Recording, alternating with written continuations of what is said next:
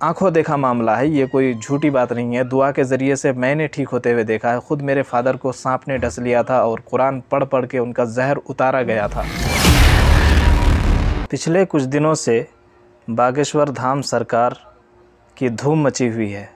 आप social media में देखिए, मेन स्ट्रीम मीडिया में देखिए, लोग उनको बुला रहे हैं, सवालात कर रहे हैं, ये उनके जवाबात दे रहे हैं, लोगों को हंसा रहे हैं, अपने ज्ञान के बारे में बता रहे हैं, दिव्य शक्ति के बारे में बता रहे हैं और लोगों को प्रभावित कर रहे हैं।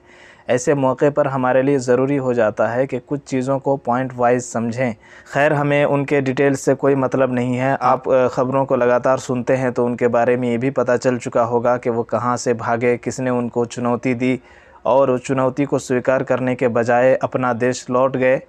ये आपको पता होगा। वो बताने के लिए आपके सामने नहीं आए हैं, बल्कि कुछ बहुत ही अहम चीज़ बताने के लिए आए हैं, जिसका ताल्लुक़ अक़ीदे से है और इसका हर मुसलमान को जानना ज़रूरी है, क्योंकि ये ईमान और कुफ्र का मसला है। एक मुसलमान अगर सही से इन चीज़ों को नहीं जान पाता है तो यकीनन उसके लिए ख़सारे का सौदा हो सकता है। एक सवाल आया है जो परेशान करने वाला है, उसको भी ये सवाल आया है और उसी सवाल का जवाब मैं भी यहाँ देने की कोशिश करूँगा इंशाअल्लाह। उसको ये सवाल आया है कि चमत्कार तो बहुत सारे लोग दिखाते हैं, जो आप चमत्कार का दावा कर रहे हैं, ये चमत्कार दूसरे लोग भी दिखा रहे हैं, चाहे पादरी हो, मौलवी हो या दूसरे धर्म के बाबा हों, वो लोग भी चमत्कार दिखाते हैं। तो आपके अंदर क्या ख़ासियत है, क्या अंतर है, क्या फ़र्क है आप में और उनमें? तो ये हज़रत जो है बताते बताते एक लय में बताते चले जाते हैं और बताते बताते इस्लाम पर आते हैं। तो फिर वो हलाला का ज़िक्र करते हैं और ज़िक्र करने का मकसद क्या है वो बताने की ज़रूरत नहीं है। हमने हलाला पर एक वीडियो बना रखी है डिटेल के साथ और ये भी बताया है कि इनके धर्म में एक तो यह है कि हलाला का इस्लाम से कोई ताल्लुक़ नहीं है, बल्कि हलाला करने वाले, करवाने वाले पर अल्लाह के रसूल सल्लल्लाहु अलैहि वसल्लम ने लानत भेजी है। दूसरी बात यह है कि हलाला से भी बदतरीन चीज़ इनके धर्म में, इनके ग्रंथों में मौजूद है। नियोग कह लीजिए, देवदासी कह लीजिए, गोपियों का जो मामला है वो तो बहुत ही फेमस है। तो आइए उन पॉइंट्स पर हम बात करते हैं जिनके ज़रिए से आप समझ सकते हैं कि एक बाबा, ढोंगी बाबा और मौलवी के दरमियान क्या फ़र्क है, इस्लाम का इस सिलसिले में क्या कॉन्सेप्ट है, क्या हर एक के पास दिव्य शक्तियाँ आ सकती हैं, क्या हर कोई चमत्कार दिखा सकता है, इसके बारे में इस्लाम क्या कहता है। इसको जानने के लिए हमारे साथ बने रहें। पहली बात, इन पॉइंट्स को 3 पॉइंट्स हम गिनाने वाले हैं इंशाअल्लाह। इनसे पहले मैं एक बात आपके सामने क्लियर कर दूं कि इस्लामिक लिटरेचर्स भरे पड़े हैं इस मामले में, चमत्कार के सिलसिले में। ये कोई नई बात नहीं है इस्लाम के लिए। इस्लाम ने इसका सॉल्यूशन निकाला है, इसका इलाज ढूंढा है। तो कुछ चीज़ें जो हम रोज़मर्रा ऑब्ज़र्व करते हैं, देखते हैं, जो सुपर नेचुरल चीज़ें होती हैं, उनका सॉल्यूशन इस्लाम ने पेश किया है। कुछ चीज़ों का ताल्लुक़ मोजज़ा से है, कुछ चीज़ों का ताल्लुक़ करामत से है, कुछ चीज़ों का ताल्लुक़ कहानत कहते हैं उसको, मैं बाद में आपको इसका एक्सप्लेनेशन करता हूँ, कहानत से है। कुछ चीज़ों का ताल्लुक़ जादू से है, कुछ चीज़ों का ताल्लुक़ तंजीम से है, कुछ चीज़ों का ताल्लुक़ क़ियाफ़ा शनासी से है। तो कुल 6-7 हमने आपके सामने गिना दिए हैं। इस्लामिक लिटरेचर्स में कैटेगराइज़ किया गया है। सबसे पहली चीज़ जो मौजज़ा है, मिरेकल कहते हैं। मौजज़ा सिर्फ़ पैगंबर के हाथ से ज़ाहिर हो सकता है, प्रकट हो सकता है। उसके अलावा कोई भी उम्मती, पैगंबर के बाद आने वाले जो उसके फॉलोवर्स हैं, उनके हाथ से मौजज़ा नहीं निकल सकता है। फॉलोवर्स में से जो अच्छे लोग हैं उनके हाथ से करामत निकल सकती है। तो करामत भी सुपर नेचुरल चीज़ है, लेकिन मौजज़ा और करामत में हल्का सा फ़र्क है। उसको जब जानेंगे तो आपको आसानी हो जाएगी। मौजज़ा में चैलेंज होता है और सारे लोगों के सामने उसको पेश किया जाता है। जैसे कुरान एक मौजज़ा है, चैलेंज है, लेकिन करामत में चैलेंज नहीं होता, ना ही सारे लोगों के सामने उसे पेश करने की ज़रूरत होती है, बल्कि वो अपने सेटिस्फेक्शन के लिए होता है। इसीलिए अगर कोई चैलेंज करे, कोई दावा करे, तो वो करामत नहीं होगी, कुछ और होगी। या उसको जादू की कैटेगरी में रख सकते हैं या उसको कहानत की कैटेगरी में रख सकते हैं। और जो कहानत है, तंजीम है, जादू है, ये सारी चीज़ें इस्लाम के अंदर हराम है, कुफ्र है। चमत्कारों को आप 2 भागों में डिवाइड कर सकते हैं नॉर्मली। एक ये है कि एक अच्छी चीज़ है और एक बुरी चीज़ है। तो अच्छी चीज़ को हम मोजज़ा और करामत कहते हैं। इसमें कोई भी इंसान का नुकसान नहीं हो सकता है, जबकि इन चीज़ों में इंसान का नुकसान हो सकता है। जादू के ज़रिए से इंसान आदमी को मार सकता है, मर्डर कर सकता है, मियाँ बीवी के दरमियान जुदाई पैदा कर सकता है, और भी बहुत सारे नुकसान इससे होते हैं। इसीलिए बहुत सारी जगहों में जादू पर बैन लगा हुआ है। इस्लाम में तो मुकम्मल इस पर बैन है। अब आते हैं असल पॉइंट पर, यानी मौलवी के दरमियान और इन ढोंगी बाबा के दरमियान क्या फ़र्क है। 3 पॉइंट्स में हम आपके सामने रखते हैं। पहला पॉइंट, जो मौलवी होता है जिसको आप चमत्कार कह रहे हैं, वो असल में चमत्कार नहीं है। ये कॉमन बात है। किसी के इलाज के लिए, ट्रीटमेंट के लिए वो कुछ दुआएं पढ़ता है। दुआ का मतलब क्या है? अल्लाह से मांगना। अब अल्लाह की मर्ज़ी, वो अगर कबूल करता है तो वो मरीज़ ठीक हो जाता है, और कबूल नहीं करता है तो वो ठीक नहीं होता है। तो इसको हम कोई चमत्कार नहीं मानते हैं। किताबें भरी पड़ी है भाई, दुआ की किताबें आप कौन से लैंग्वेज में चाहते हैं, इंग्लिश में, हिंदी में, उर्दू में, किसी भी ज़बान में आप दुआ की किताबें नेट पर दस्तयाब है, आप हासिल कर सकते हैं, आप ख़ुद जो है पढ़ सकते हैं। इसमें चैलेंज नहीं है। इसमें अल्लाह से आप दुआ मांगते हैं। अब अल्लाह की मर्ज़ी, वो चाहे तो एक्सेप्ट करे, चाहे तो ना करे। और दुआ पढ़ करके जिन्नात चला जाता है या उसकी बीमारी दूर हो जाती है, तो ये इंसानियत की भलाई है। इसमें कोई नुकसान नहीं होता है इंसान का। मौलवी जो है पर्चा नहीं देखता है ढोंगी बाबा की तरह, कि पर्चा देखता है फिर बताता है कि तुम्हारे बाप का नाम ये है, तुम्हारे दादा का नाम ये है। अगर वो ऐसा करता है तो हम आते हैं, हम इसके बारे में बताएंगे इंशाल्लाह।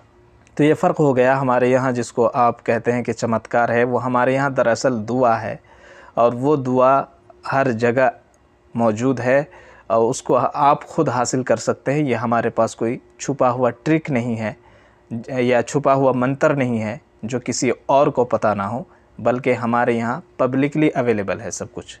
हमने किसी पर कोई पाबंदी नहीं लगा रखी है। ये पहला पॉइंट हुआ।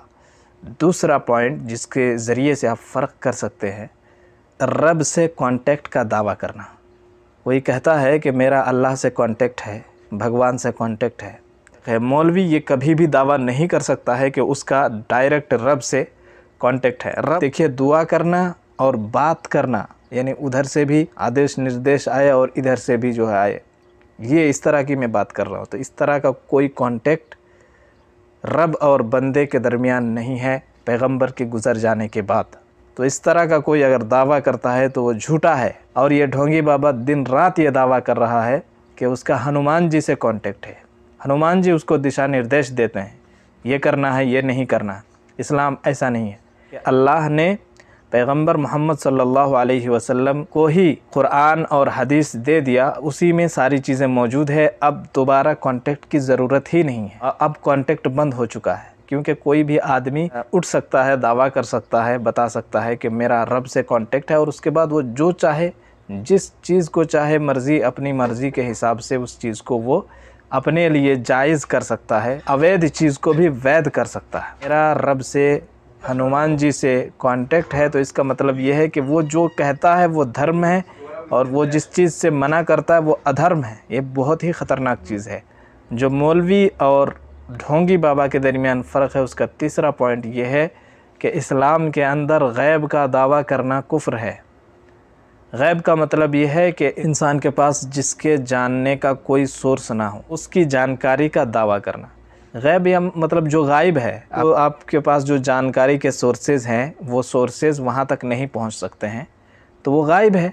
अब उसका कोई दावा करता है, कोई नॉर्मल इंसान उसका दावा करता है, तो वो कुफ्र करता है, इस्लाम से वो निकल जाता है। अगर कोई मुसलमान ऐसा करता है तो वो इस्लाम से निकल जाता है।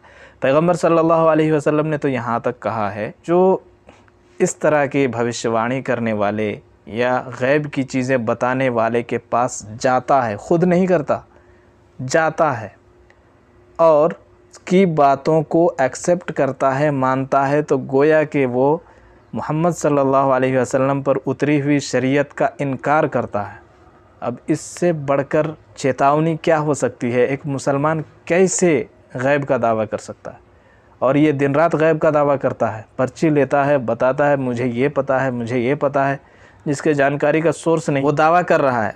अगर वो सोर्स अंदर अंदर इस्तेमाल कर रहा है तो गोया कि वो झूठ बोल रहा है। उसको वो ट्रिक बता देना चाहिए कि मैं इस ट्रिक से जो है ये कर रहा हूँ। वो क्या दावा कर रहा है? इंसान के लिए नामुमकिन है कि वो गैब की चीज़ें जाने। अगर कोई गैब का दावा फिर भी करता है, इसका मतलब ये अंदर से कोई ट्रिक वो अपनाता है, जादू है या कुछ भी है। बहुत सारे जादूगर जो है आजकल मीडिया में आ रहे हैं, माइंड रीडिंग कर रहे हैं और बहुत सारी चीज़ें कर रहे हैं। ये ट्रिक जो है वो उसको हाथ लग गया होगा और वो उसको आजमाता है, लेकिन वो बताता नहीं है। वो दावा करता है कि मैं ये सब जानता हूँ, हनुमान जी की कृपा है। तो इस तरह करना अगर कोई करता है मुसलमान तो वो कुफ्र करता है, वो इस्लाम से निकल जाता है। इन 3 पॉइंट्स को आप जहन में रखें। एक बार फिर आपके सामने दोहरा देता हूँ। पहला पॉइंट ये है कि मुसलमान जो दुआ करते हैं, जिसको आप चमत्कार कहते हैं, वो असल में मुसलमानों के नज़दीक एक आम चीज़ है। वो दुआ की किताबें भरी पड़ी हैं, आप भी इस तरह करके इलाज कर सकते हैं। अगर वो फ़ीस लेता है तो ये उसकी मर्ज़ी है, क्योंकि डॉक्टर भी ट्रीटमेंट के लिए फ़ीस लेता है और गारंटी नहीं देता है कि ये ठीक हो जाएगा मरीज़। बसा औक़ात मरीज़ ठीक नहीं भी होता है, फिर भी उसको फ़ीस देनी पड़ती है। इसी तरह एक मुसलमान अगर दुआ पढ़ करके अल्लाह से दुआ मांगता है कि इसको शिफ़ा दे दे और उसको शिफ़ा मिल जाती है और उसकी वो कुछ फ़ीस लेता है, तो इसमें कोई हर्ज नहीं है। वो इंसान को फ़ायदा पहुंचाता है और फ़ायदे के मुकाबले में वो कीमत लेता है। आपकी मर्ज़ी, आपको कोई ज़बरदस्ती नहीं करता है, आपको जाने के लिए नहीं कहता है। आपको अगर अच्छा नहीं लगता तो आप दवाई कीजिए। इस्लाम के अंदर दवा लेना ये भी हराम नहीं है, आँखों देखा मामला है, ये कोई झूठी बात नहीं है। दुआ के ज़रिए से मैंने ठीक होते हुए देखा है। ख़ुद मेरे फ़ादर को सांप ने डस लिया था और कुरान पढ़ पढ़ के उनका जहर उतारा गया था, ठीक है। और ऐसा होता है बहुत बार कि हॉस्पिटल बहुत दूर होता है, तो किसी मौलवी को दुआ मालूम होती है तो वो दुआ पढ़ता है तो जिससे इलाज हो जाता है। ये अच्छी बात है, ये मुसलमानों के नज़दीक मामूली बात है और इससे उसको जो है पूजने नहीं लग जाते हैं हम लोग। दूसरा फ़र्क ये है कि किसी भी इंसान का रब से कांटेक्ट नहीं हो सकता है पैगंबर के गुज़र जाने के बाद। आखिरी अंतिम जो ऋषि थे, अंतिम जो पैगंबर थे, उनके गुज़रने के बाद रब से कांटेक्ट कोई नहीं कर सकता है। अगर ये दावा करता है तो वो झूठा है और ये बहुत ही संगीन मामला है। कोई भी चीज़ को धर्म या अधर्म वो बना सकता है, इसलिए इस दरवाज़े को बंद करना इंतहाई ज़रूरी है। तीसरा फ़र्क, गैब की बात को कोई नहीं जानता है, अगर वो दावा करता है तो वो झूठा है। ये 3 पॉइंट्स को आप याद रखिए, इंशाअल्लाह आप समझ जाएंगे। आप दोनों के बीच में फ़र्क कर लेंगे कि कौन रियल है और कौन ढोंगी है। उम्मीद है कि आपको हमारी ये वीडियो पसंद आई होगी। अब हमें इजाज़त दीजिए। शुक्रिया। अस्सलामु अलैकुम।